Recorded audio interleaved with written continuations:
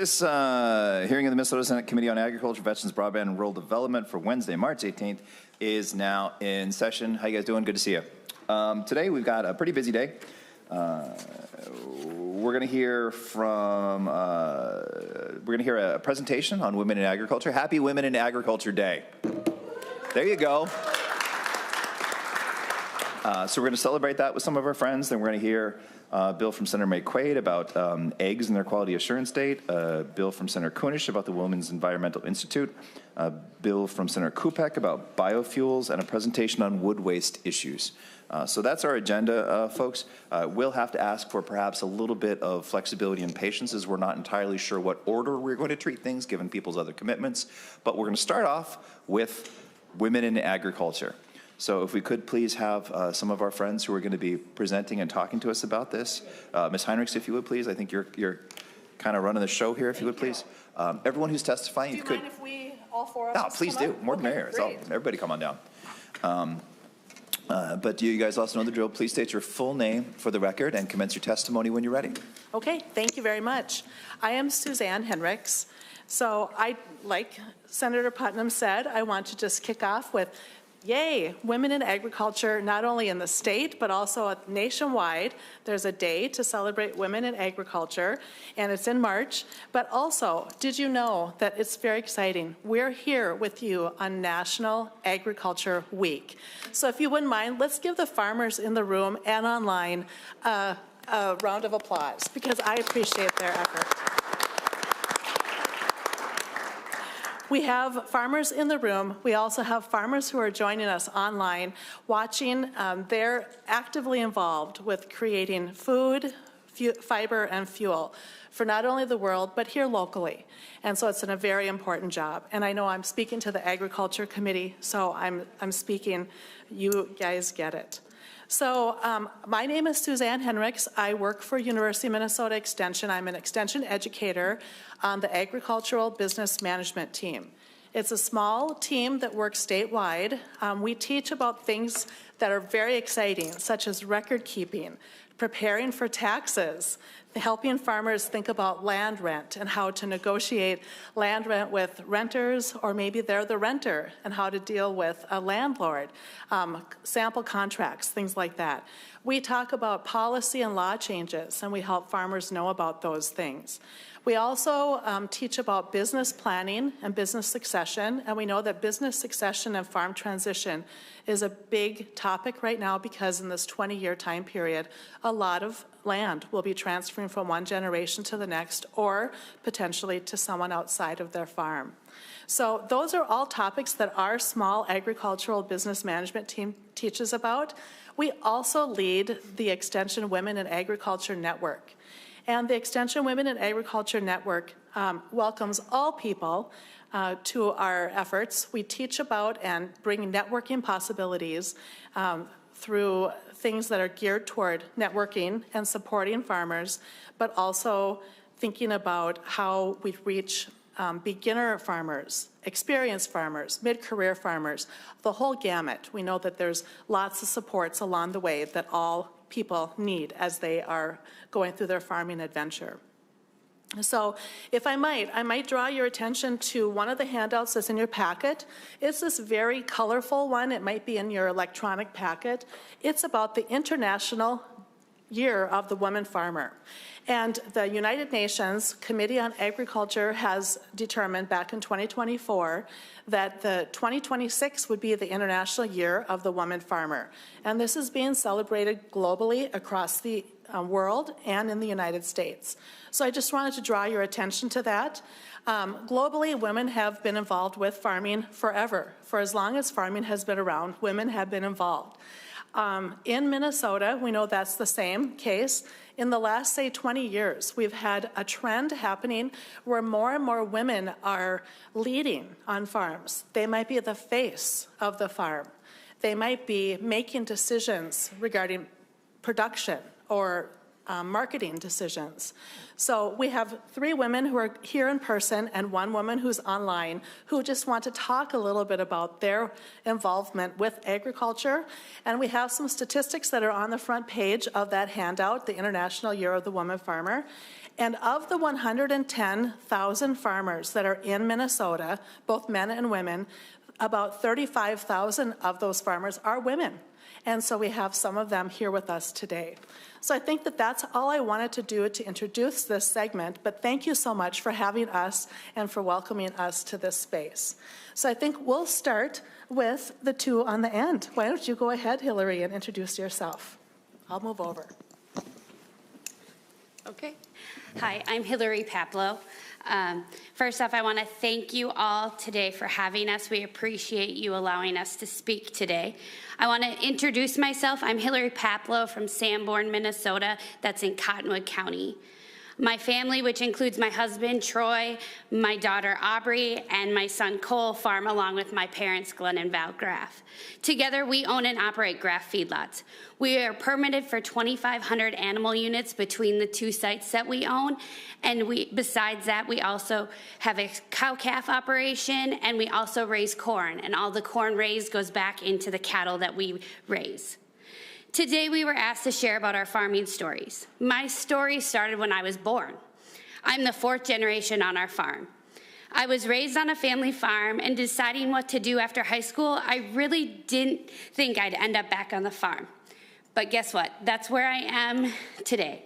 My husband and I both ended up changing our majors in college, and that changed the course of our lives. He received an associate's degree in animal science with an emphasis on beef cattle nutrition, and I received a bachelor's degree in egg business. We both had very different jobs before coming back to the family farm.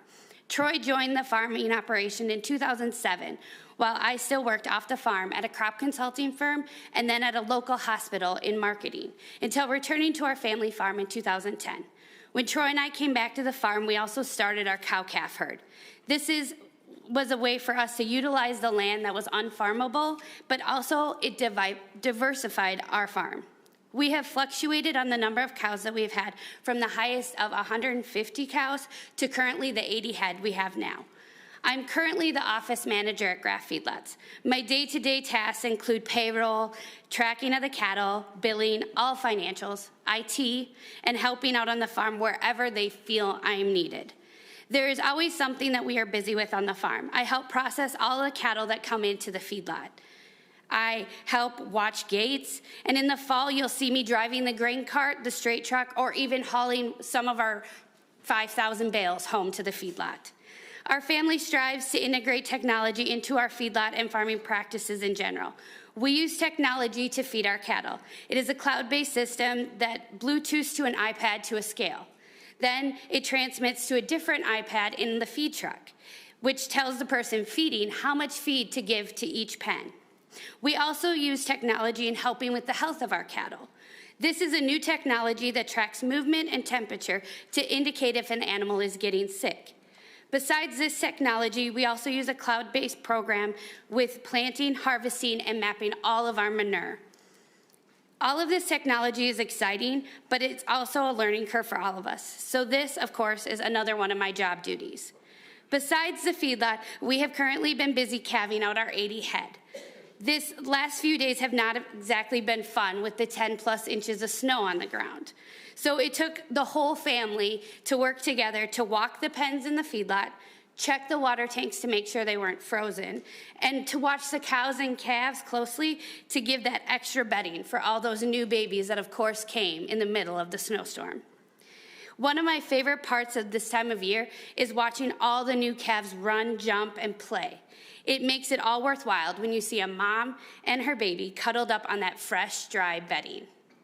Besides being busy on the farm, I also have the opportunity to be involved in several egg industry organizations. My family has always been a part of the Minnesota State Cattlemen's, the National Cattlemen's Beef Association, and I am very lucky and fortunate to be also on the Minnesota Beef Council. So one of the biggest differences that I've noticed about the agriculture since I started in the industry has been the number of females that are in the agriculture field. When I was in college, I was one of 2 female students enrolled in the egg business program. When going to egg meetings and conferences, I was one of the only females in the room. This has dramatically changed recently, and going to these meetings and conferences, half the room is filled with females. This is a very encouraging sight to me. I always felt like I had to work twice as hard as any male in the room just to prove myself. As I've seen this ratio of women to men change, I feel like the stigma has also changed. I also feel that the next generation will not have to feel out of place in the egg fields, as the ratios have become more 1-to-1. This is very encouraging to me, especially as Aubrey is continuing her education going into egg communications and animal science. The future, I feel, is bright. So thank you for your time today, and we're honored to have been asked to speak, and please let me know if you have any questions. Thank you. Wonderful. And if you don't have questions, please interject, but we're going to pass it to the girl with the bucket hat right next. I'm Aubrey Paplow, and well, hello everyone, and thank you for being here today and providing me with the time to talk. I'm Aubrey Paplow. I'm a senior at Springfield Public Schools, and I'm from Sanborn, Minnesota in Cotton County, and I'm a part of the next generation of agriculture. I grew up on Grass Feedlots LLC with my brother Cole and I being the 5th generation living on the farm. I've always been surrounded by agriculture, growing up around cattle. I understood from a young age that farming was my family's way of life. As I got older, I realized just exactly how much that meant. I've had to watch many of my family members make sacrifices that have truly shaped the way I am today. My parents and grandparents have always been active in the Minnesota State Cattlemen's Association, and I was lucky enough to attend these events with my family from a young age. I never really thought of any of it besides, a fun family vacation at the start. But as I started to attend more, I started to understand just how important these events were. I started to grasp the idea of what was being said and how it not only affected myself, but the family as well. When I became of age, I made the decision to run to be a Minnesota State Beef Ambassador. I was selected in October of 2023 at the Minnesota Beef Expo, where I was the youngest on the team by exactly 2 years. This was my first push within the beef industry, and now I'm serving as a Minnesota State Beef Ambassador peer advisor. Outside the farm, I'm also heavily active in 4-H and FFA, where I serve as the Cotton County 4-H Federation President for the 2nd year, the Amboy Sunrisers 4-H Club President for the 3rd time, the Springfield FFA President, and also the Minnesota FFA Region 6 Secretary. All of these experiences have sharpened my view on agriculture, as well as provided me with hands-on experiences to discover my place within agriculture. With these experiences, I chose to further my education at Oklahoma State University, where I'll be double majoring in agricultural communications and animal science with a minor in egg business, with the goals to return back to the beef industry in a communications field to further my passion as well as knowledge. A specific experience that solidified my path was when I exhibited my New World Screwworm project at both the Cotton County Fair and the Minnesota State Fair in the Vet Science General Exhibit category. My New World Screwworm project came about because I realized that I didn't immediately grasp what it was, which was extremely new for someone like me. When I first heard about it, I knew there had to be others who didn't know what it was or even know that it existed. As I started doing research, I realized how huge the topic really was. But for my audience, I kept it from a level of 10,000 feet above. The New World Screwworm is a parasitic fly and is larvae that eats living tissue. It was here in the United States, but it has been eradicated, but it's still in Mexico today. If it comes back through trade, it will impact the cattle market. The U.S. is making efforts such as quarantines, as well as a method involving sterile flies to stop transmission. We haven't had to face a problem, but it's complex because we do need to buy those cattle. It's important to be aware of how potential solutions can hurt some of the smaller farmers and ranchers. These are some of the experiences that are something within my life that will not be replaced ever. Without agriculture, I cannot picture where I would be here today. So thank you again for providing me with the honor and privilege to speak here today. Also, please let me know if you have any further questions.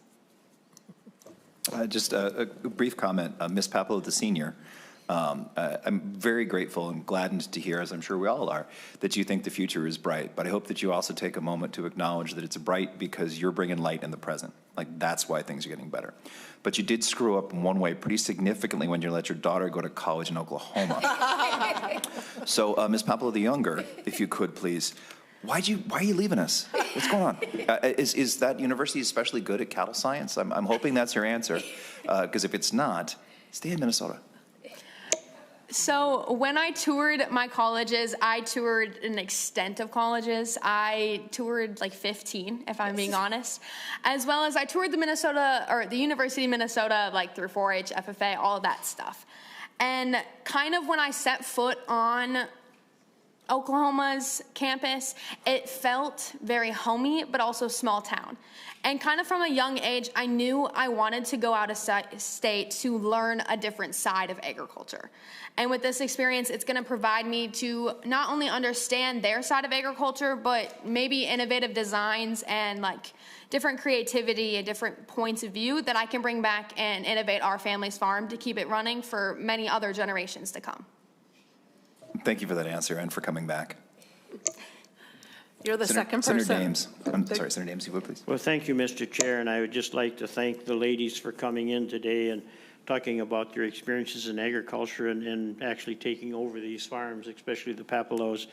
I've known the Papalos' parents Hillary's parents for years, and Aubrey, I think you were in my office here about a week ago with FFA and 4-H, yep. So thank you for coming back today. Certainly do appreciate it. And I think it shows how farming certainly has a good position for females that want to farm. And you're a good example of how well it works and how it can be done. And you can do anything just like any other farmer can. We really appreciate that. And again, thank you for sharing your experiences today. I think that's very important. So thank you. Thank you, Senator Dames. Ms. Heinrichs, if you'd like to. Okay. Mr. Chair, would it be okay if we were to go to the farmer that's online? Her name is Elizabeth, and she is a dairy farmer near Morris. Ms. Gullum-Beike, I apologize for mispronouncing your name. If you would, please turn on your camera, take yourself off mute, state your full name for the record, and commence your testimony when you are ready. Good afternoon. Thank you for having me. I'm Elizabeth Gullum-Beike Anderson. I am married now. So an Anderson now, a little bit easier last name to say. I am a dairy farmer from Morris, Minnesota, where I have Gullum-Beike Family Farms, LLC in partnership with my older brother. We both came back to the farm after college, myself being in 2017. We were farming in partnership with my father, and then he passed away from pancreatic cancer in 2019, and we were faced with the reality of, do we continue to dairy farm or do we sell the cows? And if we sell the cows, we're probably not going to get back into dairy farming. So we decided to keep going, and we're still here today. Dairy farming, we milk 75 cows in a parlor that my dad had built before he left the business, and we are currently working on some other expansion projects with a new barn, and then we also have 850 crop acres, so we do sell some of our acres as cash crop as well as feeding our own herd. Being the next generation of a farm puts a lot on your shoulders, and I'm proud to carry that on. And I want to thank the Minnesota Department of Ag and the Minnesota Senate here for allowing us programs to help with that. We are a part of Minnesota Dairy Initiative through the Department of Ag that helps with facilitate meetings that have helped us move our farm forward faster. We've also participated in the Minnesota Department of Ag Livestock Investment Grant, the Dairy Business Planning Grant, as well as currently working on a grant for new and beginning farmers. And we work with our local soil and water district. We're actually in the works of getting water quality certified right now. And part of that project has us working with NRCS, so Natural Resources and Conservation. And we're working on a project to help with some funding to build a new freestyle barn.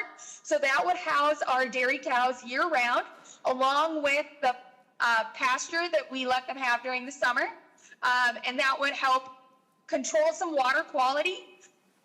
We are not in non-compliance, but we think that we as a farm could do better. And this is one of the steps that we'd like to do better. We also work with Minnesota Dairy Initiative to work with Minnesota Rural Health. So Monica Kramer works with our farm to help with communication and some of the nuances of farming with family, when you still have to sit at the kitchen table at the end of the day, even if you've had a long day and things didn't go well on the farm. So we're working with that, as well as myself personally. I work with Monica on a regular basis, and it's nice to talk to someone in the rural health area who understands farming, and we don't have to spend time talking about why I can't just go on vacation for my mental health. The cows still need to be milked twice a day, every day. So I'm really proud of Minnesota for funding that program and allowing that to help, because I've known farmers that have left earlier than they should because the stress is just too high. And this is a step in the right direction to give that farmer access when they need to talk with someone.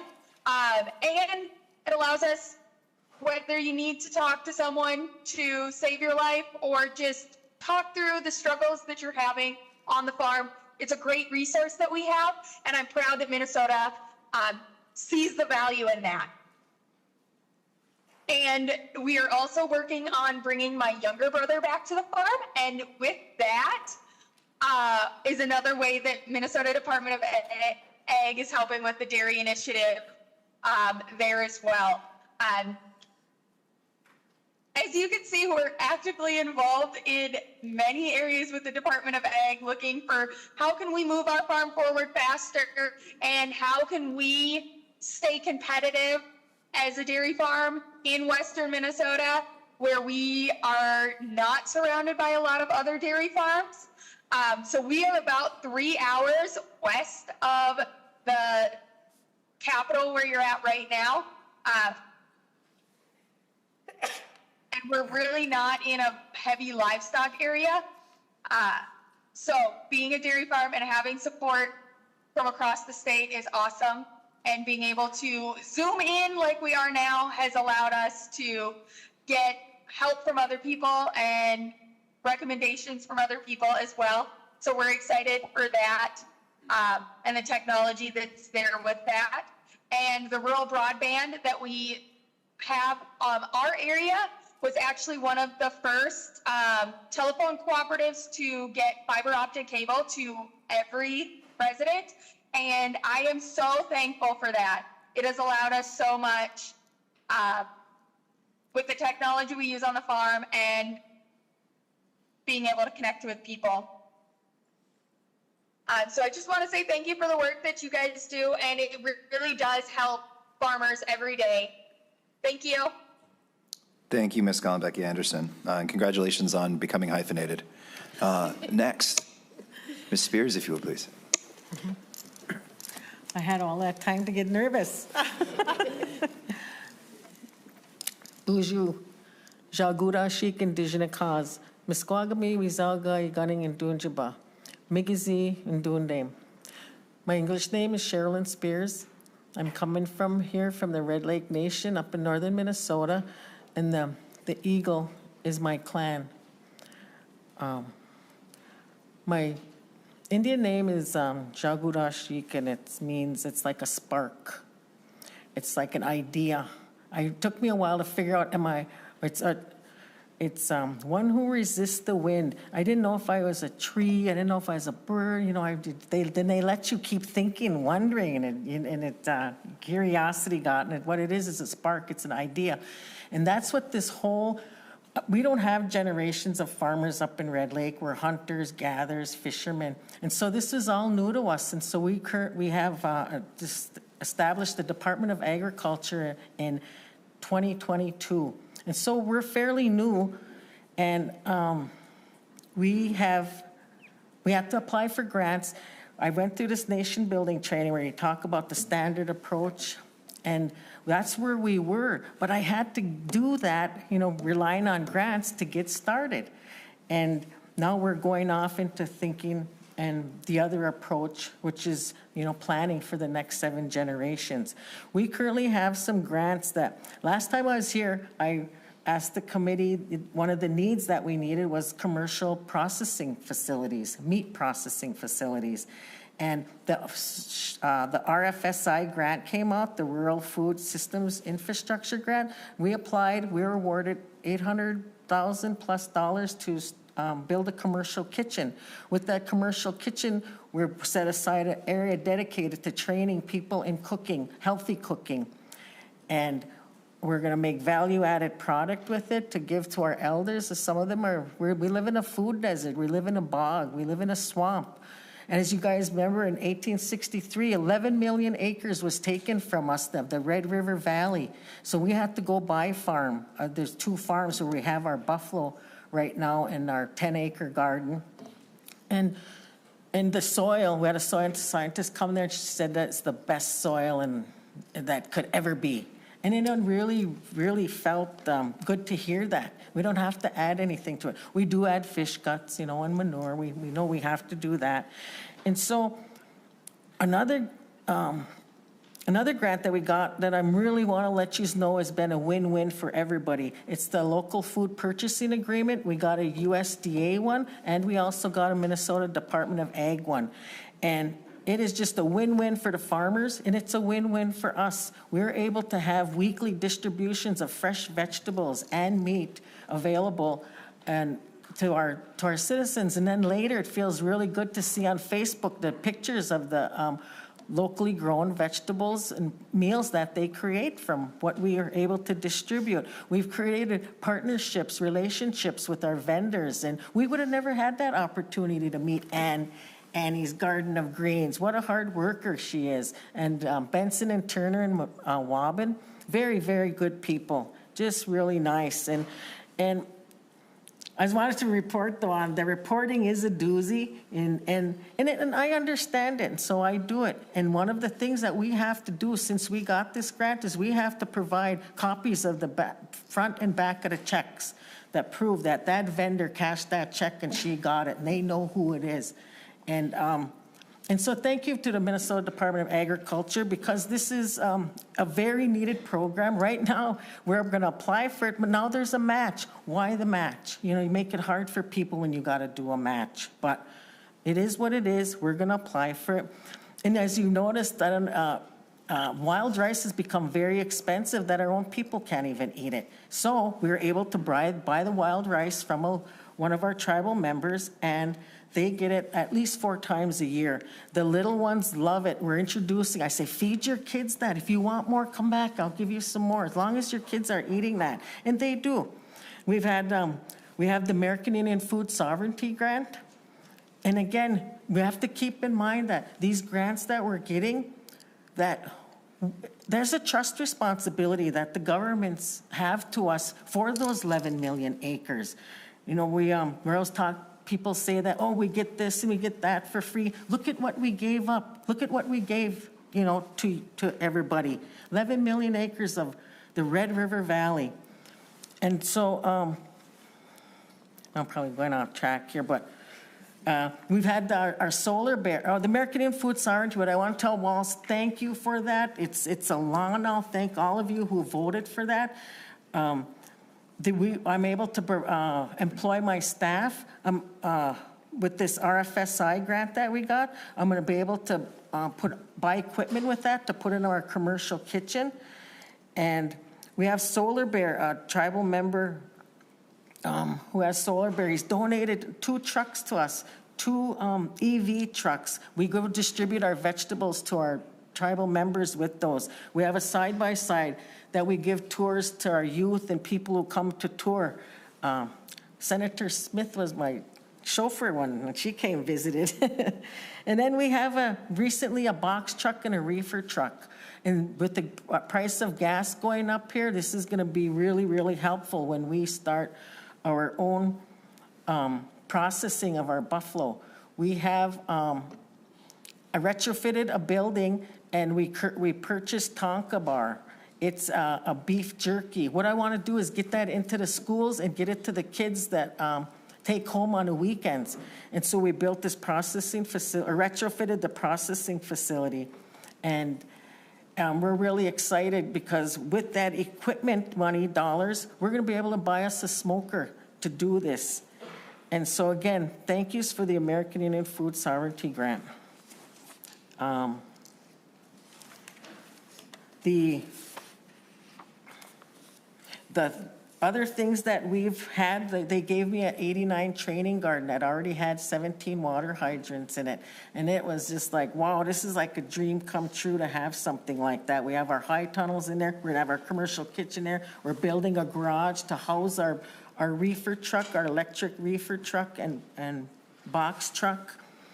And we're gonna have the chickens, and we're gonna allow people to come in and have their own gardens. One of the things that we're doing is we're just starting this training. I know other people have done this for generations, but we're starting this from scratch, and we're training our youth, we're training our teenagers, and we're training adults. We plow up to over 300 gardens every year and help with we grow the seeds, and we distribute plants and seeds to our tribal members. We plow their gardens for them. Not everybody can own a tiller, so we just really try to help out everybody as much as possible that needs help. We're really excited for the new buffalo processing facility, because then our Benson and Turner, our meat vendor, he's going to train our guys into cutting it. And our guys are really excited about that. I employ 6 people, and that's who runs all of our places. We have different places. I'm growing. We're just growing really fast. I tried to take baby steps, but you just got to take what you get and do the best you can with it. And ending, how many of you own land? Everybody own your own land? What if, think about this, what if somebody come and took half of your yard? Would you be mad? Or would you just give it up? Be mad. Yeah, so you kind of know how we feel, a little bit. But again, miigwech, that means thank you in our language. And anybody have any questions, comments? Thank you very much, Ms. Spears, for your testimony, but also for your tremendous hospitality when you hosted members of the Ag Committee a couple years ago. Very much grateful for that experience. That is, we had Tina Smith come, you came, Mary Kunesh came, Tom, we even had NRCS Director Tom goes Troy. everywhere. Yeah, I see that. Troy came, and he wants to come back again once he sees everything out. You know who hasn't come? Our Pete Stauber and Steve Green. They've never been to our farm. I don't even know if they came to Red Lake ever, and it's really sad. So anybody else that supports us, I just really want to say thank you, and I wish you were our senator, House representative. That'd be nice. Thank you again, Ms. Spears. And there's a good chance we'll come back next chance we can, especially because of all the wonderful things we've heard that have developed since we've been there. Yes. Now, members, that's the end of our sort of official people to talk about women in ag, but I do want to just take one moment briefly to acknowledge that all of the presentations we've heard have talked about how farming is a collective endeavor to a certain extent, that it's hard to farm alone. You farm with your family, with your daughter, you farm with your tribe, you farm with your community. And the other thing I think that's important for us to acknowledge in that context, and one I'm grateful for having a Women in Ag Day for that theme to develop, even though it's something that's true every day. But one other thing I think we should acknowledge is that there are women in ag who aren't necessarily just producers. So for example, Ms. Heinrichs, Ms. Place, you are women in ag, doing fantastic stuff, working at Extension. But to that point, we are also kind of blessed, and I think we'd be remiss not to acknowledge that one of the highest ranking members of the Minnesota government is our own Commissioner Vauble. So Commissioner Vauble, would you like to come up and share some of your stories?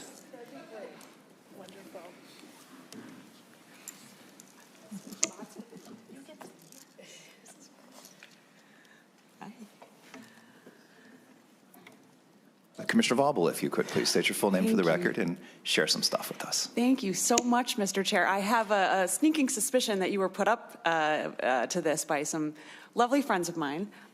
So thank you so much. I also do want to say just a huge thank you to these amazing women up here. I was just watching you look at your daughter with this like just awe and beauty. It was just a very beautiful thing to see, and Sherilyn is just an institution. So it is an honor to serve the people of Minnesota. It is an honor to work with these amazing women each and every day, and I'm very, very grateful. I also have to give a shout out to Elizabeth. I did not write her testimony, but if you could just fund every program that she mentioned, I would really very much appreciate that, because she, I also do want to shout out, we have a number of amazing women who work at the MDA as well. Many of them are here. They are leaders. They are just forces to be reckoned with, and many of them make sure that these programs are run so wonderfully as they are. So huge shout out to the women who work at the MDA as well. So thank you so much for having this wonderful presentation.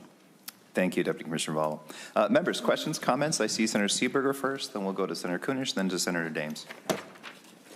Thank you, Mr. Chair. And to the folks who came here from Red Lake, thank you for coming. I was up in Red Lake 2 weeks ago to visit your nursing home and to discuss a bonding project that I am carrying. I met with your tribal council the week before that, and hearing that you don't have a senator to come and meet with you to discuss your needs. I adopted your tribe. So you are now a part of District 41 in my mind. And I'm happy to come and visit your farming operation and see what you do at another time, because you're mine now. And I also wanted to take this moment again to talk about how much women in ag means to me. I've mentioned this story before, but I think it bears repeating. My mom, who is now 88 years old, grew up on a farm, and she was one of 8 kids, 7 girls and 1 boy. And the girls did all the work that everybody else did, and that was how I was raised, with that kind of determination that boy or girl, man or woman, it doesn't matter, you do the same work and you can do the same things. And that really informed how I was raised and the careers that I chose and the paths that I took. So my mom is one of the strongest women I know. Her sisters were all pretty much the strongest women I know, and I come from that lineage, and that really influenced the way I was raised and the way I grew up. Thank you, Mr. Chair. Senator Seeberger, Senator Kunesh. Thank you, Mr. Chair, and thank you all for being here today. I first want to, there's a quote on this sheet of paper right here from Rachel Arneson, and she says, I have a photo of my grandma from the 1960s in shorts and swimsuit top, loading grain into a silo from a truck. And that sentence took me back to the 1960s when one of my very best friends, her family and her extended family all had farms up in Sartell.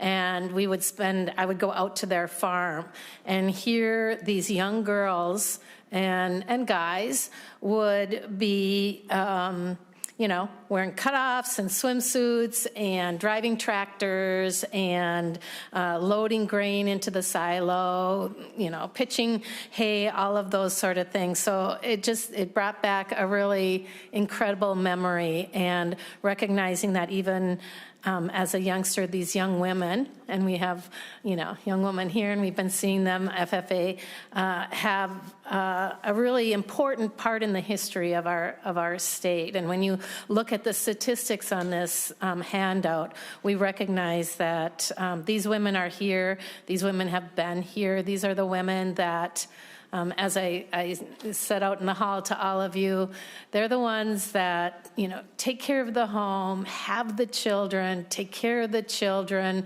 work out on the farm, do the business side of things, support their husbands in the best way possible. And then a lot of them, such as yourself, work a job outside off of the farm to make sure that that farm is sustainable. And I look forward to Women in Ag Day every year here at the Capitol, because I love hearing all of these stories and recognizing just how, I think collaborative you are, how you represent yourselves and your communities in such a proud way. The fact that you continue to, and I think the young woman that zoomed in, continuing to educate yourselves, find those resources that are going to make you successful. And so I guess at the end of the day, I just want to say, I just want to remind you and acknowledge that your contributions are so very much valuable, and the way that you all work together, you're really shaping the future. And we see other ag women out in the audience here, and how you are shaping the future of agriculture in Minnesota. We don't want to see agriculture in Minnesota go away. And when I'm going to carry a bill, I'm carrying a bill, and you'll be hearing about my bill in a minute. But I just want to encourage you all to keep pushing boundaries. I want you to continue breaking barriers, and especially inspire the next generation. So, and as we say, the next 7 generations. So, Chimigwich for being here today. Thanks so much, Senator Kunesh. Members, any other comments or questions? Can I add another thing? I didn't Sure, tell you that we, in addition to produce and meat, we also four components are produce and meat, hemp, and plant medicines in our buffalo. I just want to let you know about our plant medicines that we go and gather and make. This one man had a big ball on his back, and his wife took that oil we made, and rubbed it on there. It went away. And the other elder, he takes it and he puts it on his wife's knee, and it helps his hands and knees. We make our own cough syrup. We make our own respiratory tea. We make our own heart support tea. And people are coming back and getting it. You've seen all the flu going around. We made 15 gallons of cough syrup from our own plants that we use. So we're trying to combat this opiate issue, and that's why we decided to go into the plant medicines and stuff. And they work. They really work. Thank you, Ms. Spears. Members, Senator Westrom. Mr. Chair, just as a topic came up, I just want to feel compelled to at least add a little bit more. Senator Seeberger talked about a meeting up there a couple of weeks ago. Ironically, I was just visiting with Senator Green, and the meeting he heard about after the fact and wasn't invited to ahead of time. So I just, between the parties, I would just urge an invitation to go out ahead of time if that's really what the intention is, but it didn't seem like that was the intention. So at least it was a conversation I had here last week, and so I didn't know when that meeting went on, but that's the rest of the story. Let him know he's welcome to come up anytime. Thanks very much, everyone. Any other questions or comments? Thank you again for all the work you do and for sharing it with us. It's very much appreciated. Thank you for letting us be here to celebrate. Appreciate it. Okay, folks, up next we have 3 bills to hear. These bills and all the testifiers for them, I'm going to encourage you to be efficient in your testimony. We're looking at 2 to 3 minutes per testifier, please, as we're dealing with these 3 upcoming bills. I don't believe Senator Maye Quade is here right now, so we're going to go to Senate File 3386. Senator Kunesh, if you want, please. Women's Environmental Institute Grant Appropriation for the Commissioner of Agriculture and Farmer Incubator Project. Ms. Clark and Ms. Khalif, if you would also come to the table, please.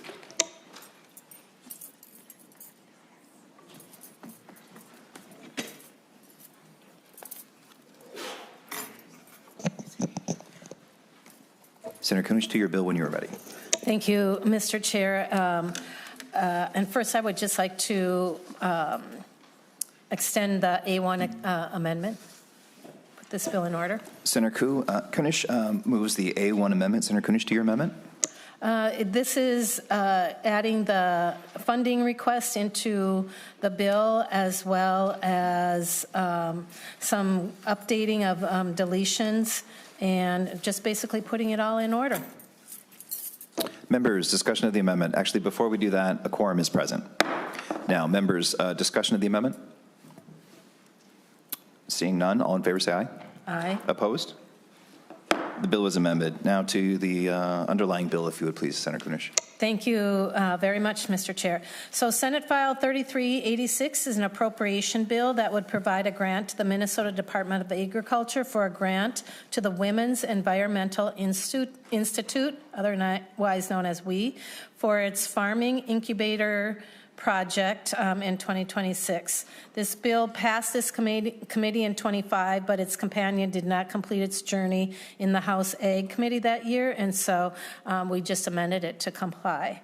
The purpose of this bill is to support WEI's farming program that provides affordable access to their farmland for current and future small-scale beginning farmers who lack affordable access to Minnesota farmland, plus the specific resources and training to successfully farm it.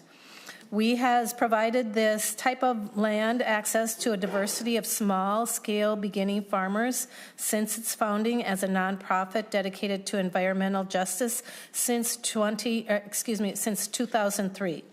It needs funding to continue and to expand its critical opportunity for many aspiring low-income Minnesota farmers who would otherwise be unable to become successful Minnesota farmers in today's challenging time.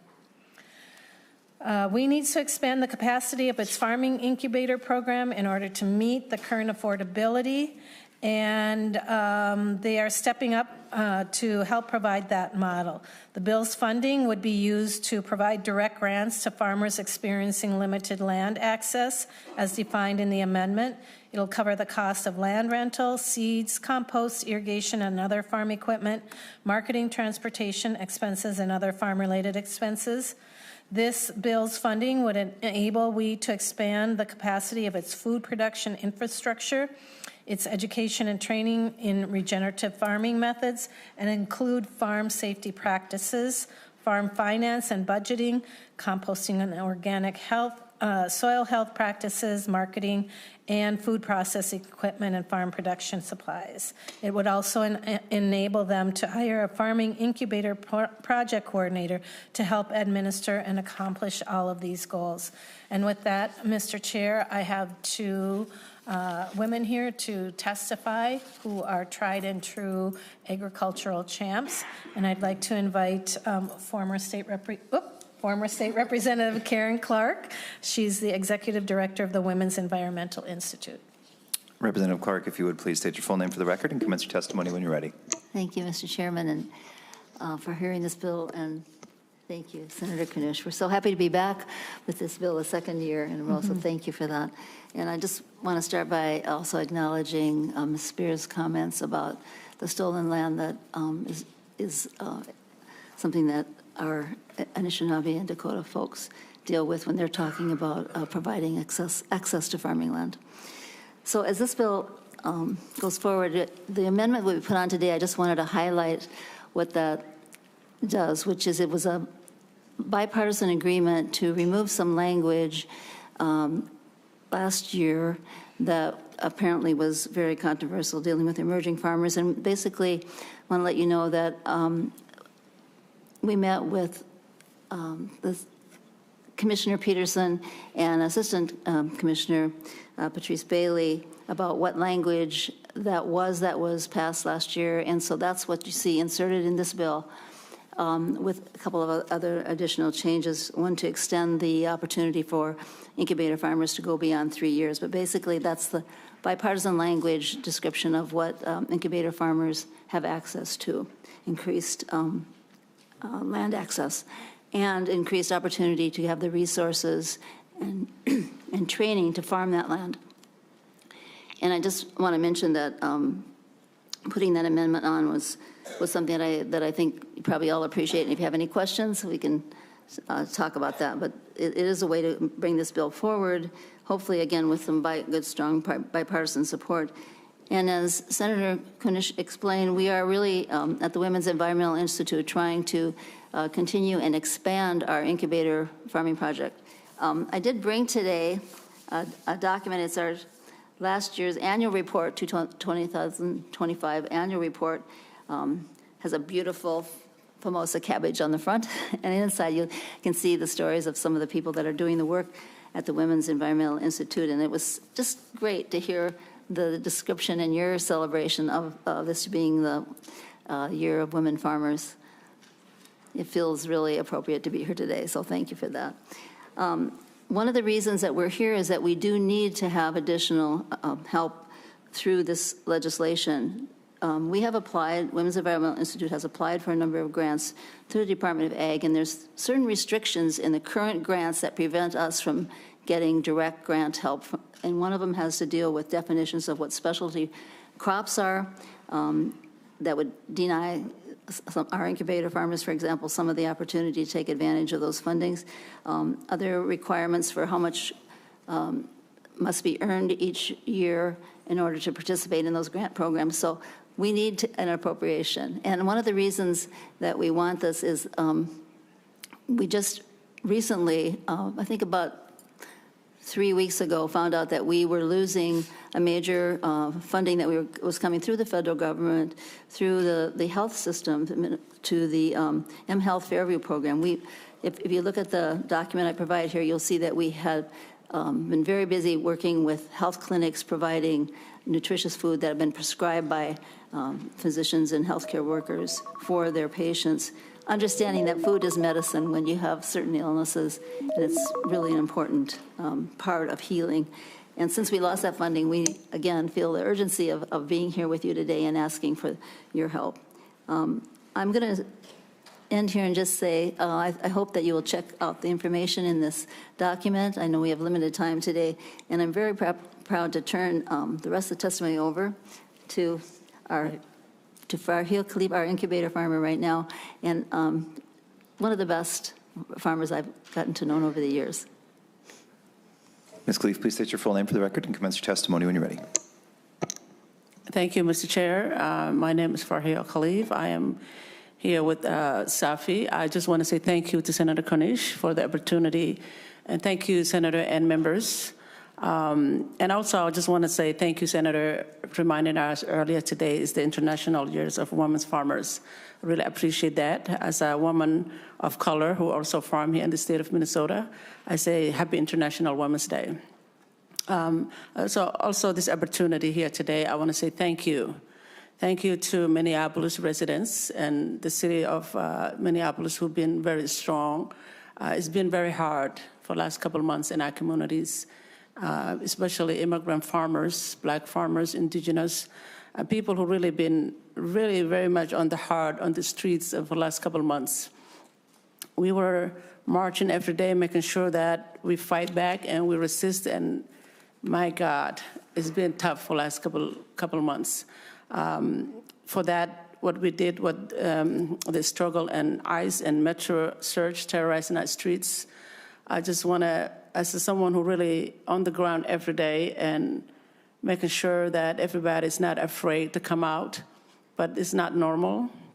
With a lot of farmers this year is going to be felt, and the food insecurity for our communities, people right now don't even know what to do. Our goal is really continual farming. There's nothing going to stop us. Minnesota showed the world how strong we are. When we come together and we fight together, we win. And I just want to say to that, everybody's out there doing the fight and the ground, immigrants, black, indigenous, white, everybody. Thank you, Minnesota. But today, we appreciate for the opportunity to speak in front of you. We're coming back again from last year.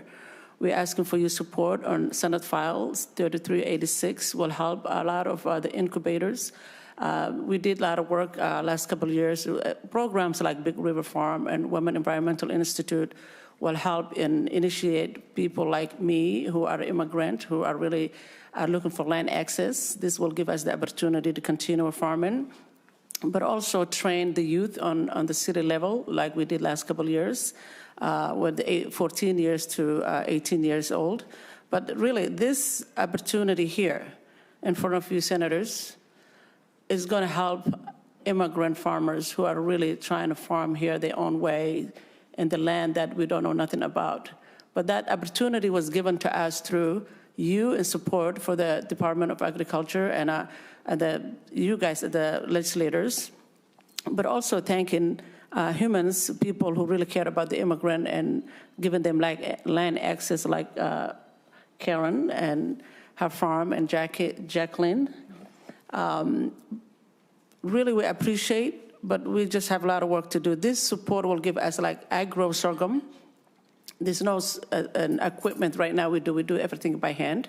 And I will invite all of you to come visit us late summer and stop by and see the work we're doing. And this will help us continue to hopefully get more equipment, more of the infrastructure, where we're doing educational and training for a lot of new farmers in the land that we are renting right now. We thank you for your opportunity. Please support Senate File 3386. We appreciate you. Thanks so much for the testimony. Members, questions or comments?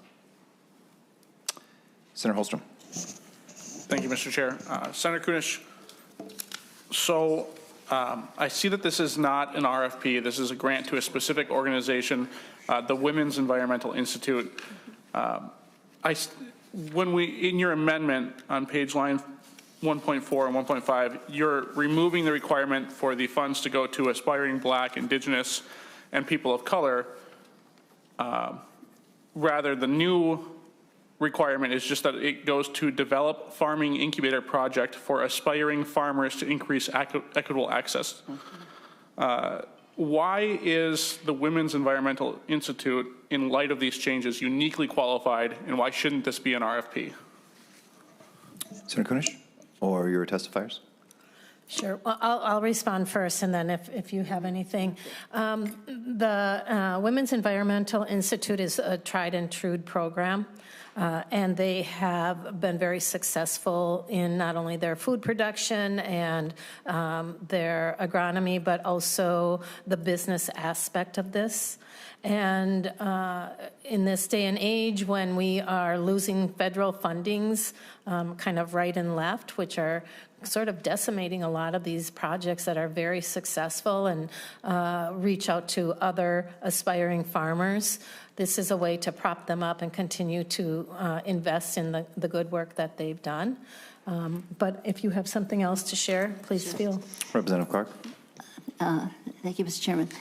Senator, one of the things that brings us here to ask for an appropriation is that we have been unable to access some of the RFP grants that the Department of Ag has. One of the reasons being there are restrictions right now that define, for example, the kind of crops that our incubator farmer is growing would not be able to be covered. We couldn't use the funding from a grant for that. I don't understand how sorghum ever got cut out of being an important crop, but it did apparently. And there's a number of other crops that are important, particularly crops that are culturally relevant to various communities, cut out. And so I met with the commissioner and we talked about this. And right now, this is a urgent need that we have to be able to continue to offer the kind of incubator program that we have. If we don't get that kind of help, and we have to wait for a grant to be language to be changed somehow through the federal system, could put us out of business. So we really are here because of the urgency of that. Senator Holstrom. Thank you, Chair. Senator, the next line is equitable access to affordable, high-quality food production. In light of removing what I think was supposed to be the definition of equitable access, the aspiring Black, Indigenous, and people of color, what is equitable access to mean? What is the new definition of that? Senator Holstrom, just for a bit of context, that language has been going back and forth with different programs throughout MDA. Oh, sure. But what an emerging farmer is, that language has been negotiated with federal government and state government. So that language is very dynamic still to this point. But your question maintains is a good one. To Senator Kunesh. So I would like to pass it over to one of my testifiers. Thank you, Mr. Chair and Senator. This is something that you guys really voted on last year. There was something was happening about the language that was not uncomfortable, the emerging farmers. And that way that you guys have to modify the language, and this is the language that was approved. And then our original bill here did not have that new updated language, so we had to remove it. Okay. Senator Holstrom. Thank you, Chair. And Senator, my last question is on line 1.10, it is specified organically certified land. Is the acquisition or rental of land, is it so narrowly modified to just organically certified, or could it be any land? Senator, Representative Clark. Mr. Chair, Senator, no, that's just what our land is right now that we offer. But the definition for incubator farmers doesn't require that at all. I think it's a good idea to have some qualities of sustainable farming and so on, but that's not what we're dealing with here. This is just what WI's, I guess, specialty is right now that we can offer. Okay. Members, any other questions, comments? Senator Dornick. Thank you, Mr. Chair. So just to the distributing of the funds, just wondering how do you do that? Because there's expenses. Is it per acre? Just wondering how Minnesota Department of Ag is going to distribute the funds to the farmer. Representative Clark. Mr. Chair, Senator, the distribution will, depending on how much funding we get, we will prioritize, first of all, the dollars that will go directly to the farmers to enable them to actually do farming, to get there, to get to the land, to be able to have the resources, the equipment, and so on that's needed. And I think what we will do will be to put together a good budget to clarify just the answer to your question, because we need to do that if we get the funding. We want to make sure that it's serving the purposes that are all outlined. What I like about the bill is it does define the purposes, and it'll be distributed according to those. I think there's six different places that the funding will go, starting with direct grants and then going to the resources. I hope that answers your question. Thank you. Mr. Chair, Senator. follow up. So is there a maximum amount that's going to come to an individual, or you're saying, it sounds like, I mean, there's a lot of this here, so I'm just trying to see how they would distribute it as a group, or are we going to have individuals, I guess? I'm a little confused on Mr. Chairman, Senator, we would be happy to share with you the budget that we have developed that brought us to the $150,000 figure mark. I actually have it with me, and I can share it with you if you want.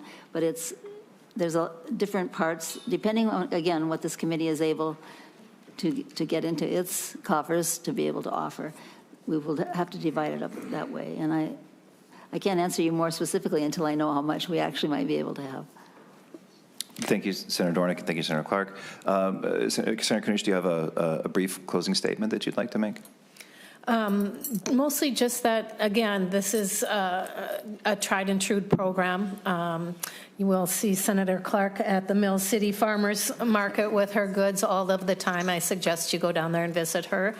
And it's worth the investment, because as we've seen, more and more farmers, especially aspiring farmers or emerging farmers, are losing out on funding, especially through the federal government. And this is one way we can ensure that not only do we keep this organization going, but we also are keeping the whole emerging farmer program going. And so I hope you support this bill and allocate those dollars.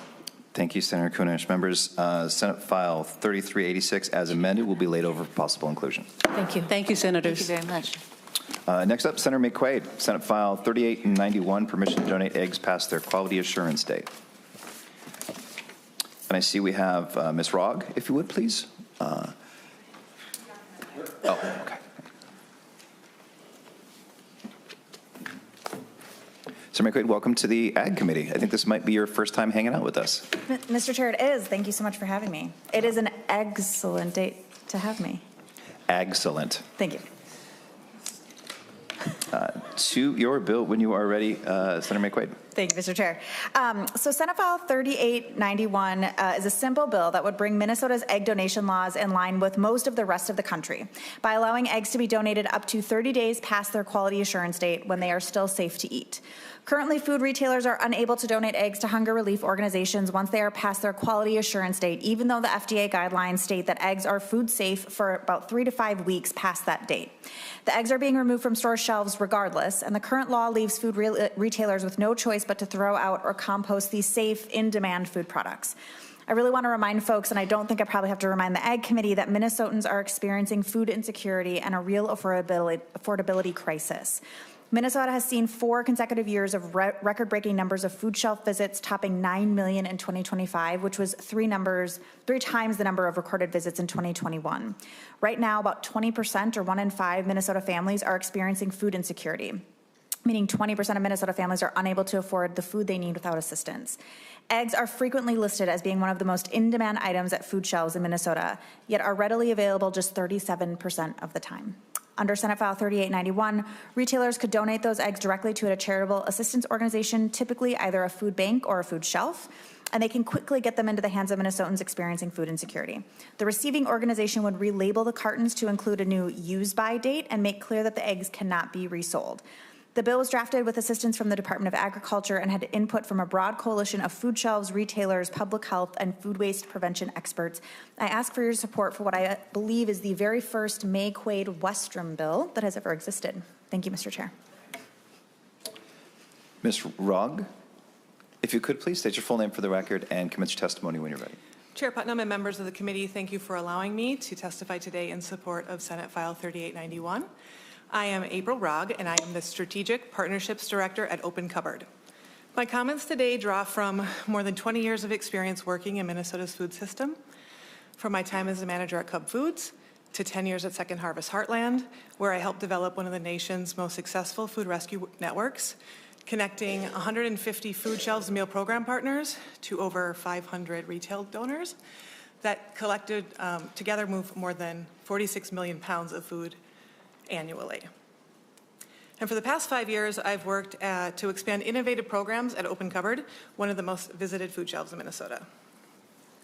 Through our 4 core programs, Today's Harvest Markets, Mobile Food Shelf, Drive-Up Service, and Home Delivery, Open Cupboard meets people where they are, ensuring access to fresh, healthy food without cost or barriers.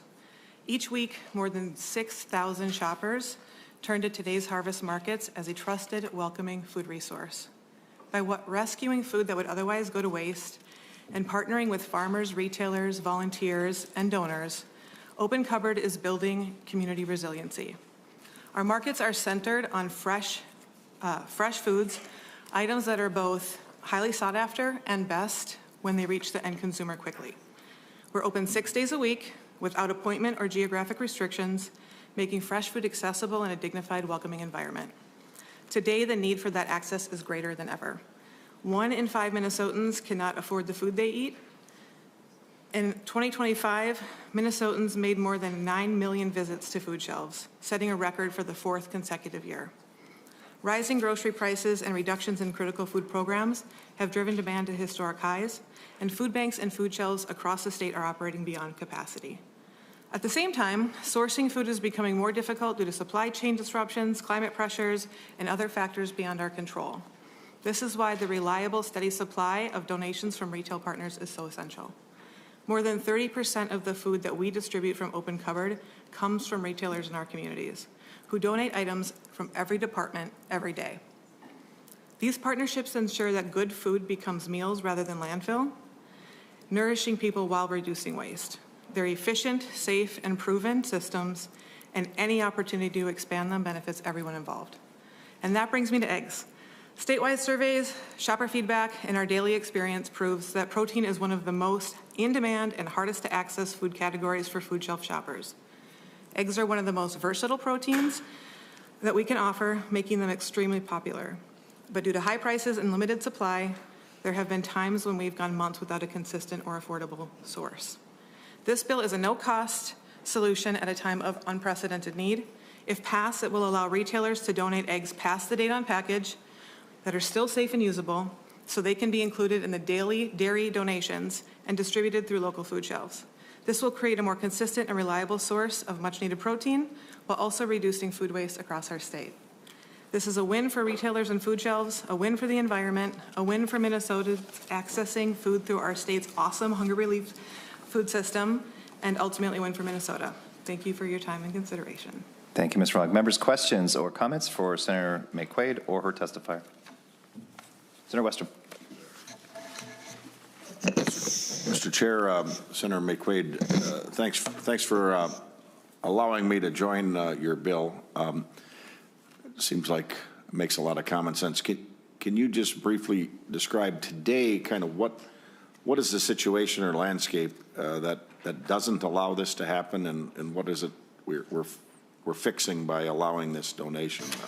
I think it's obvious, but I think it'd be good to just restate it and give us kind of the landscape currently.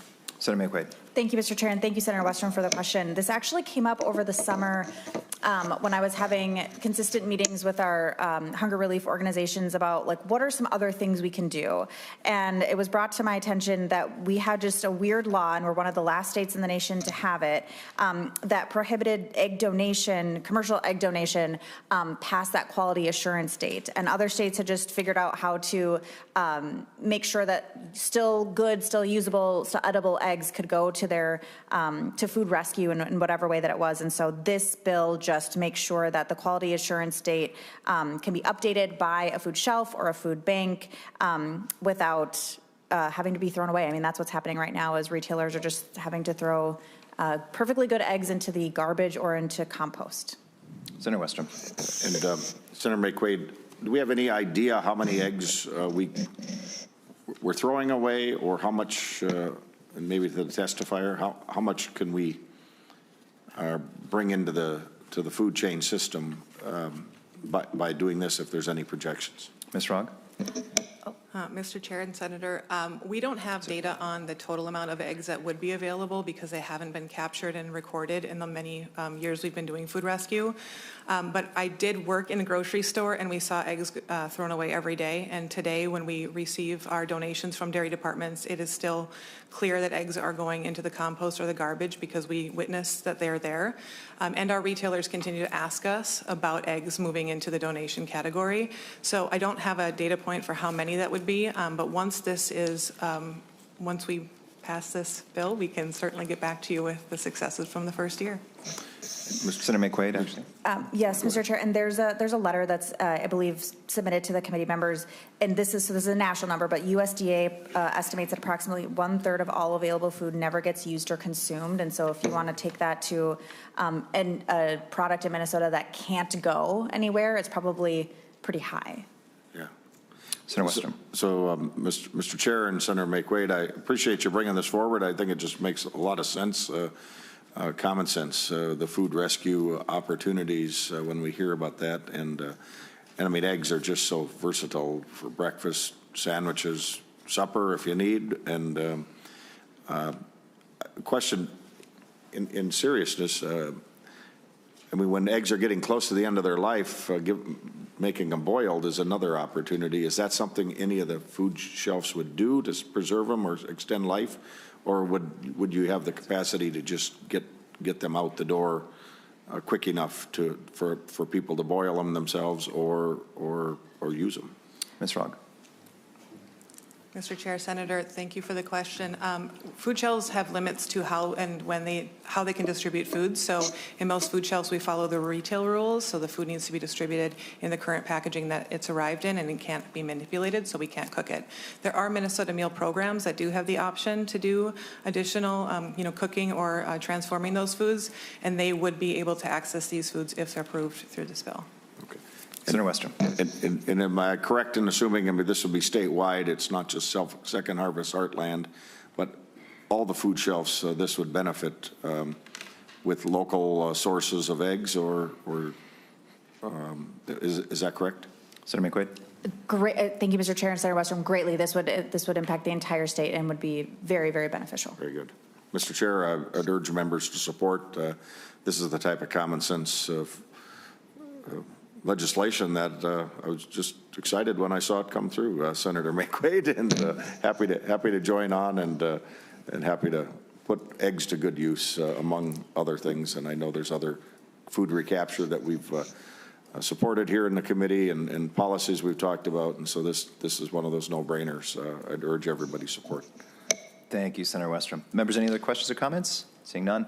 Members, our ambition is to pass this bill currently and send it to Finance. Senator Maye Quade, do you have a final statement?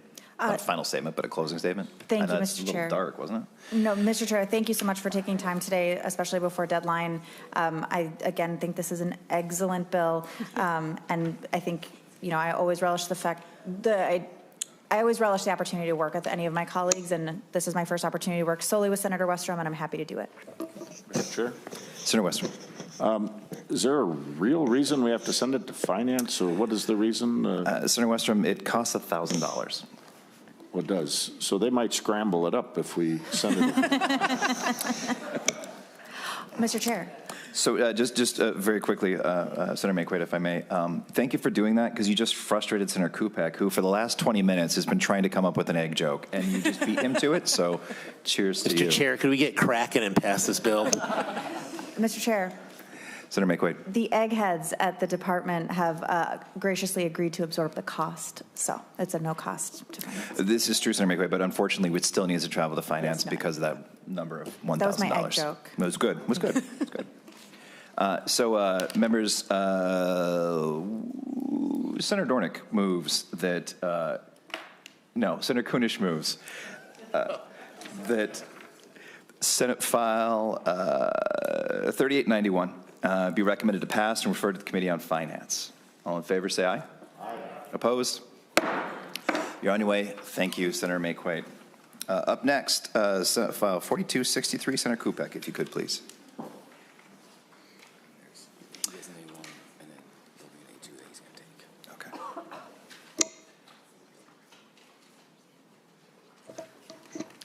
And Mr. Chenell, Mr. Warner, and Mr. Hines, if you wouldn't mind coming up.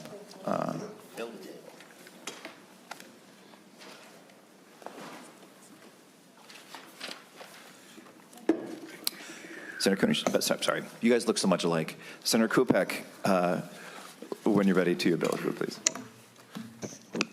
We are the two KUs that are on the Senate board, that is true. Yoke's on you, man.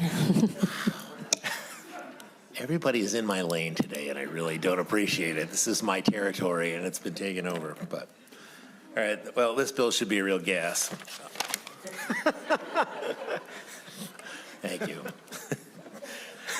Continues. This is Senate File 4263. It establishes a biofuel sales volume incentive program administered by the Department of Agriculture to encourage more retail gas stations to offer low-cost E15 to Minnesota consumers. Right now, many gas stations in Minnesota do not offer E15. This bill creates a financial incentive of 5 cents per gallon of E15 dispensed for stations that begin selling the E15 after January 1st, 2027.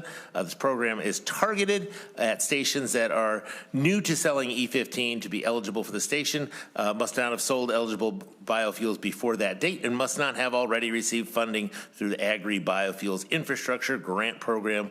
No double dipping. While the bill is currently has an appropriation of $5 million, we're exploring funding options. So the incentive payments are made at a first-come, first-served basis through 2032, and payments are capped at $50,000 per station per year. This is about expanding consumer access to lower-cost, homegrown biofuels, supporting our local ag economy, and doing it in a way that's straightforward and accountable. Thank you, Senator Kupec. I hear a rumor that you have an amendment. I do. I have the A1 amendment. Senator Kupec moves the A1 amendment. To your amendment, Senator Kupec. The A1 is just a technical amendment, puts a couple of things in line suggested to by MDA. Thank you, Senator Kupec. Members, any discussion of the A1 amendment? Seeing none, all in favor say aye. Opposed? A1 amendment is adopted. Should we turn to testimony at this point, Senator Kupec? Yes, we should. Mr. Chenell, if you would please state your name for the record and commence your testimony when you're ready. Yeah, Chair Putnam and members of the committee, my name is Alex Schnell, and I am the Public Policy Manager for the Minnesota Corn Growers Association. I want to thank you for the chance to testify on SF 4263 today. On behalf of our nearly 7,000 family farm members, I want to thank Senator Kupec for bringing the bill forward. A key priority for Minnesota corn growers is to expand access and the use of higher ethanol blends like unleaded 88, which is a fuel blend containing 15% ethanol available for use in all vehicles 2001 and newer. That helps to improve air quality and reduce carbon emissions while giving drivers a higher octane fuel at a lower price. A single kernel of corn not only produces ethanol from the starch of the kernel, but also a high-value protein-rich dry distiller's grain as a source of livestock feed, as well as other co-products. Co-product utilization and efficiency gains have resulted in greater reduced GHG emissions, on average 46% compared to regular gasoline. Not only does blending ethanol with gasoline result in lower carbon emissions, but also causes reductions in particulate matter, carbon monoxide, and nitrogen oxides, which can create smog, which is why Minnesota first started blending ethanol into our fuel in the early 90s. This carbon emission reduction profile of today's corn ethanol has been verified by the U.S. Departments of Energy and Agriculture, the California Air Resources Board, and academic institutions ranging from the University of Illinois, Harvard, MIT, and the University of California, Davis.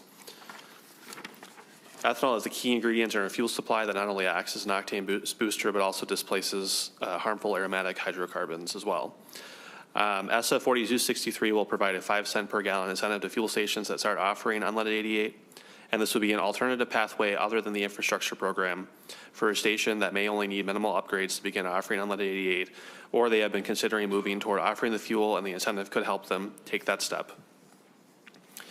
The ethanol industry is not only crucial to corn farmers' economic vitality, but higher ethanol blends provide multiple benefits to Minnesota's consumers, communities, and the economy. It provides a cheaper option. Consumers are often seeing 20, 30, or even 50 cents spread compared to regular 87. And last year, I believe the Department of Commerce numbers was on average 14 cents was what across the state was the average. Minnesota recently surpassed 550 stations offering unleaded 88. With record sales of over 144 million gallons sold last year. But with over 2,000 fuel stations in Minnesota, there's still room to grow. I want to thank you, Senator Kupec, for carrying this bill, and thank you to the committee for the opportunity to testify on SF 4263.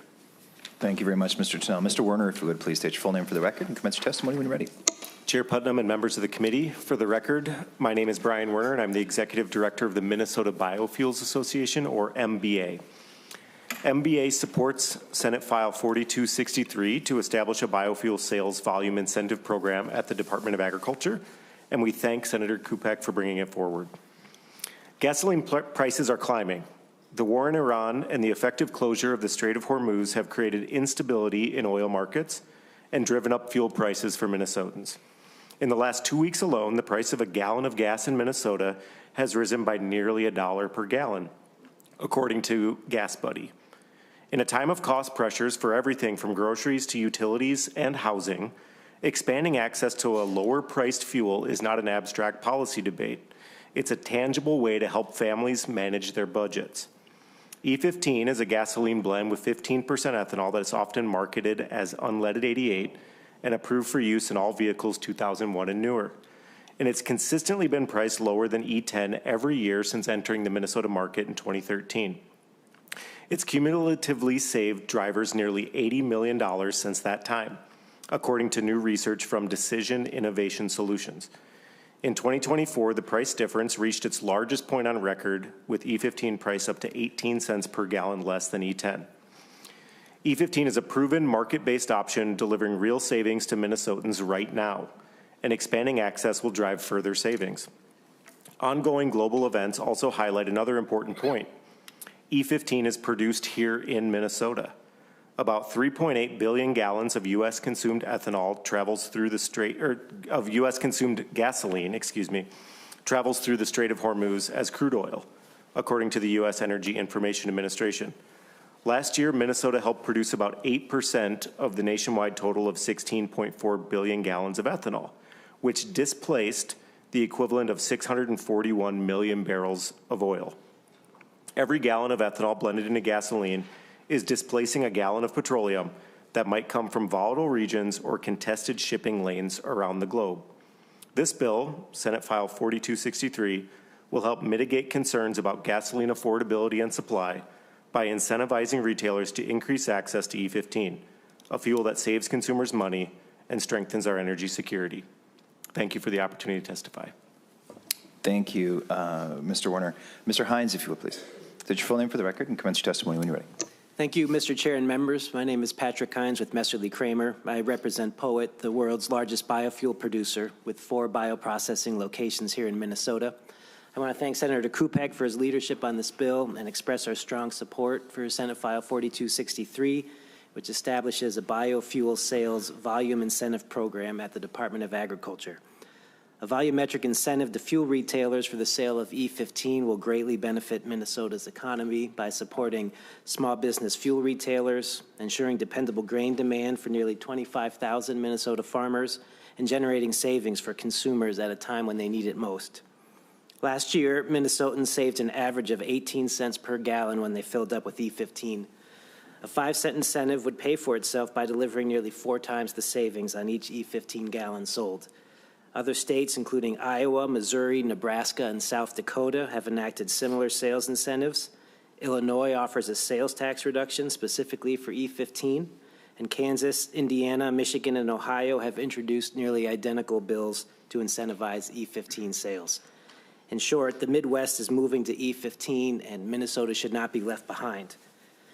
In addition to driving significant savings at the pump, this bill will help improve Minnesota's air quality by incentivizing retailers to offer cleaner fuel options across the state. There are numerous studies that support E15 as a cleaner air option.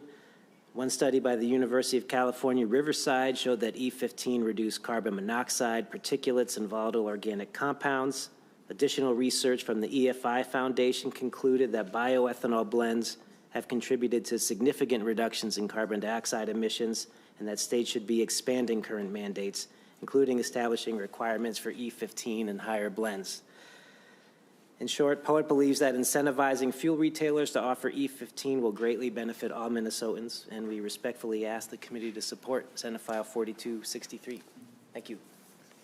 Thank you, Mr. Hines. Members, questions, comments, discussion. Senator Holstrom. Thank you, Chair. Senator Kunesh, I'm sorry, Kupec. I'm telling you, you guys look identical. It's, yes. And I'm sorry for that, Mary. It's the bohunk in us. That's what it is. Senator Holstrom. Actually, my question's on the A1. Have we brought that up? We've already passed it. We did. That's what I thought. Okay. So on the A1, lines 1, 12, and 13 is addressing line 2.7 on the bill. And 2.7 reads, has it not received any money under the Agri-Biofuels Infrastructure Grant Program? This changes that to say the commissioner may exclude applications. I guess, was the intent to make that broad, or I'm just a little uncomfortable with how broad the language becomes. Senator Kupec. Sure, maybe I could call on one of my friends from the Department of Ag to come up and. Commissioner Vogel.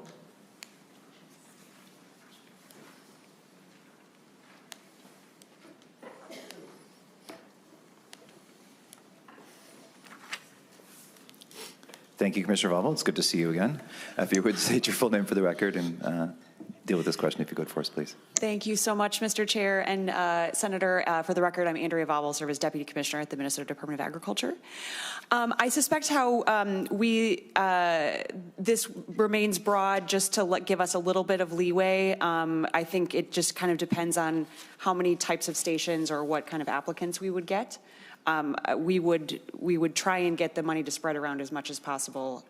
So I think the broader the language just helps us be a little bit more nimble when it comes to applications. Senator Holstrom.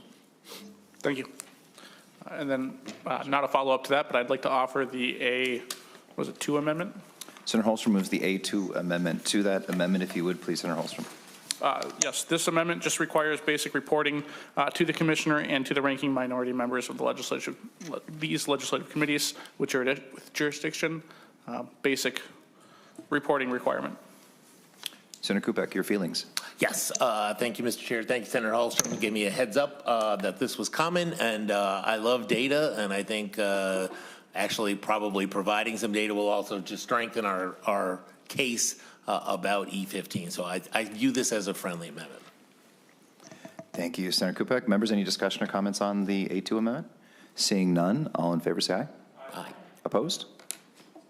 Amendment is adopted. Members, further discussion of Senate File 4263 as amended. Seeing none, do you have a closing statement, Senator Kupec?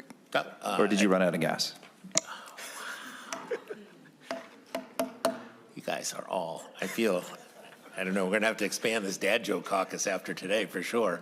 Thank you. I've been, since I've been here, I've been a big supporter of biofuels. It does offer a much lower cost alternative. It's much more affordable, and I'll let Senator Westrom know that I check in my car today. I've got enough gas to get to his district to get some E15 in Melrose tonight on the way home. So he's stopping by for lunch, apparently. That's what's going to happen, Senator Westrom. Thank you very much, members, for the discussion. Senate File 4263 as amended will be laid over for possible inclusion. Thank you all for the testifiers as well. Members, our last order of business is an informational conversation / discussion about wood waste. So if I could please ask Mr. Krogstad, Mr. Hogan, and Ms. Zumak to please come up to the table. State your name for the record and commence testimony when you are ready.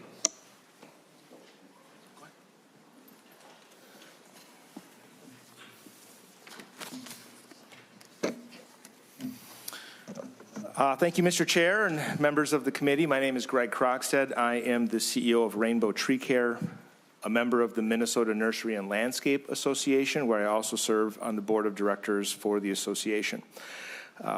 Rainbow is celebrating its 50th year this year, and we began at the peak of Dutch elm disease when American elms were being removed from the urban ecosystem on a regular basis.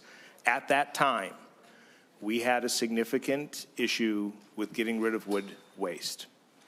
Now, we've been able to watch the devastation of emerald ash borer as it's moved through the metro. We find ourselves now back in a situation where we have a major wood waste issue in the Twin Cities. For our business, there's multiple consequences. In the markets, it's happened so quickly, the markets have not been able to respond. There's been no markets that have been able to be developed to get rid of this waste. It's not like we can just mulch it in people's yards. Costs have gone up tenfold to even get rid of this debris. But the biggest thing is uncertainty. Every day, we don't know if a dump site will close because they're filled or when they'll open. I'm actually concerned in the not so distant future, we're not going to be able to empty our trucks. How can we go out and do work if we can't even empty the trucks because they're filled with wood waste? And these sites are at maximum capacity. There is a group with the Minnesota Pollution Control Agency of 80 participants from the private sector, government, nonprofits, and they're looking at ways of resolving this issue. Those opportunities certainly may exist, things like biofuels, composts, biochars, turning things, making lumber. But we are far from that, and we are at the peak of emerald ash borer. We are at the peak of these trees being removed from the urban forest, and we cannot get rid of this debris. We are thankful to have Senator Port author a bill to support wood waste funding to be able to figure out how to get rid of this stuff in this peak time of this crisis that we have. So, move it to you. Thank you. Please state your full name for the record. Yes, sir. Rick Hogan, the Davey Tree Expert Company, District Manager. I'll segue on those thoughts by saying, that we are a wood waste management company, so we handle the wood that Rainbow is talking about. We're one of few companies that do a really good job of it. There's a lot of them that don't. But in Minnesota, we're facing a challenge that's often overlooked but operates at a massive growing scale. And most people don't realize it. The press hasn't caught on to it yet, and it's enormous. Each year, I represent 5 different companies that are legitimate wood waste handlers. We produce 2.5 million cubic yards of wood waste a year, 5 companies. My guess is there's probably hundreds of them out there. What does that look like? It's 10 feet high, 500 football fields. It'll fill US Bank Stadium to the highest row of seats. To move that volume of wood, it would take 20,000 semis, and end to end, that would be a line from here to Chicago.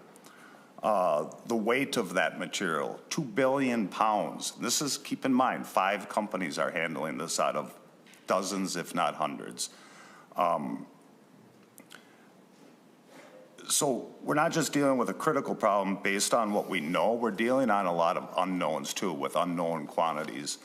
The impacts are growing, disposal capacity is tightening, transportation distances are increasing, and we're seeing rising disposal costs across the state. My company, Davy Tree, does not have a problem. Rainbow Tree does not necessarily have a problem. We view this as a state problem. Contractors, municipalities, taxpayers, and ultimately the public are going to pay the cost of this. At the same time, when the systems strain, costs rise, we begin to see improper and large-scale unethical disposal. People are piling wood in urban places. People are burying it in pits. They're burning it with and without burn permits.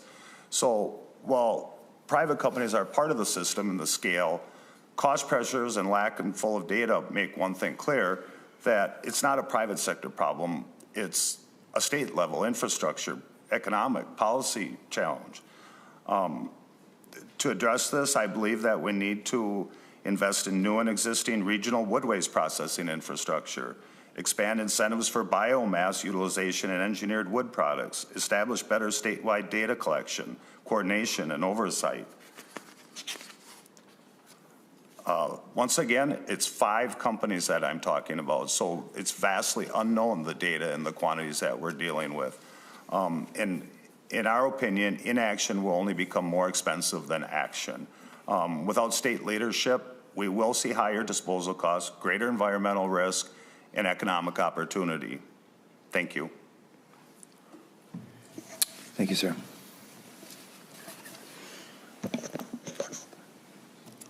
Good afternoon, Chair Putnam and members of the committee. My name is Karen Zumak, and I am the chair of the Minnesota Shade Tree Advisory Committee, currently referred to as our state's Urban Forest Council.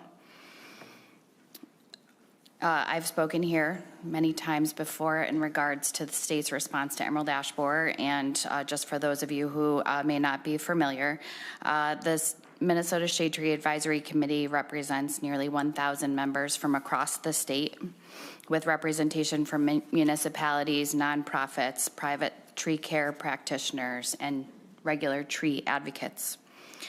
I wanted to follow up on the comments of those that testified before me to reinforce to you the scale and magnitude of this issue.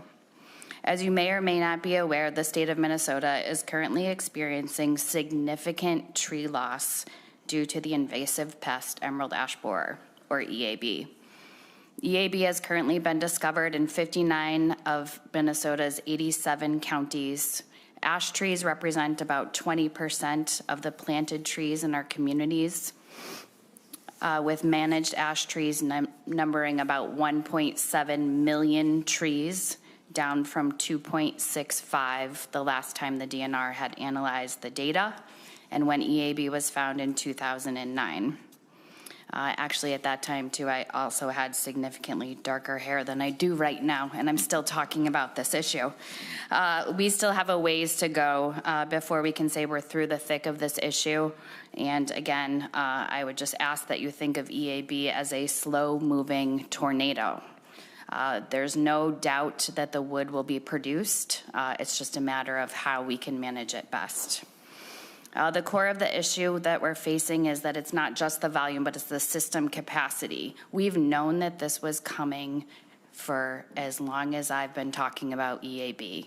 We have a lot of trees. It's going to generate a lot of wood. We have more trees coming down now, more than ever, not just on public property, but also private property. We have extremely limited infrastructure to process the material, and we really don't have any reason for people not to burn it. We've seen cities that are simply throwing up their hands, throwing wood in a pile, and setting it afire for as long as it can burn. And this is happening today. When we talk about climate action goals and the framework that we put forth as a state to reduce our emissions without managing this wood waste in a practical, best use way, we know what that hierarchy looks like.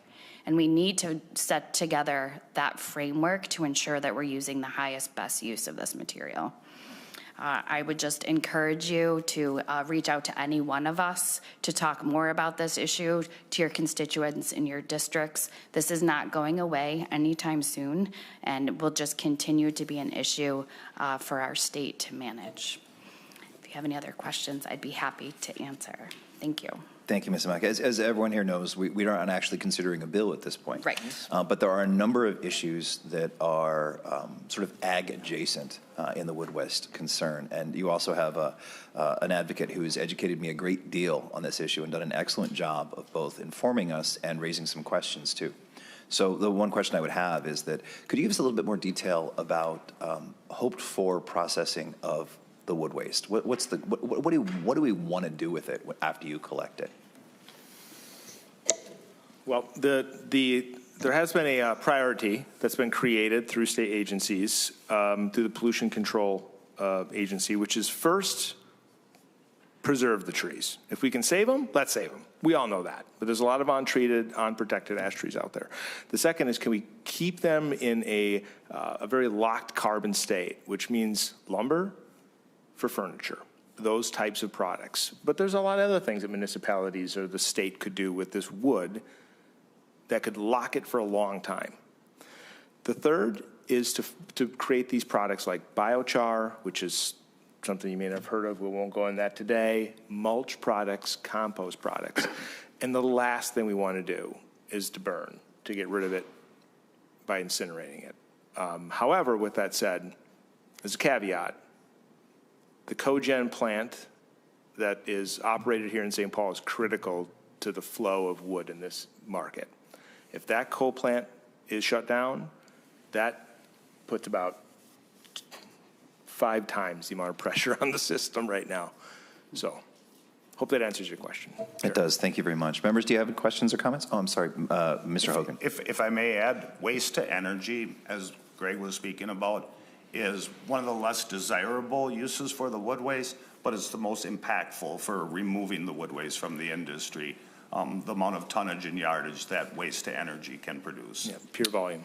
Mr. Hogan, when you say least desirable, is that because of the expense or of transportation, or how would you characterize this? We would have to defer to the MPCA on that one. Sure. That's what the pie chart that they've put out calls it. Thank you, Mr. Hogan. Members, any other questions or comments? Senator Kupec. Yeah. Thank you, Mr. Chair.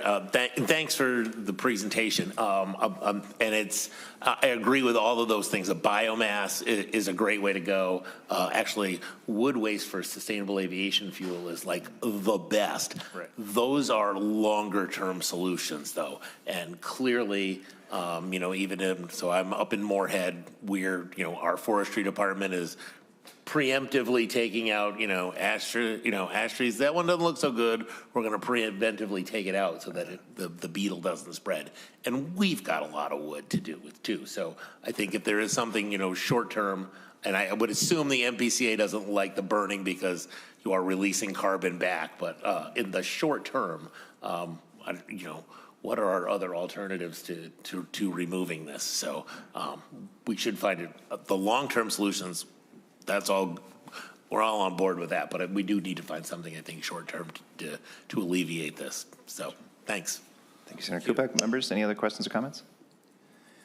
Thanks very much for visiting with us, folks. Very much appreciate you taking the time to educate us a little bit and to bring some interest to the issue. All right, so members, coming up next week, it's an all-ag week on Monday. We will go over the MDA policy bill.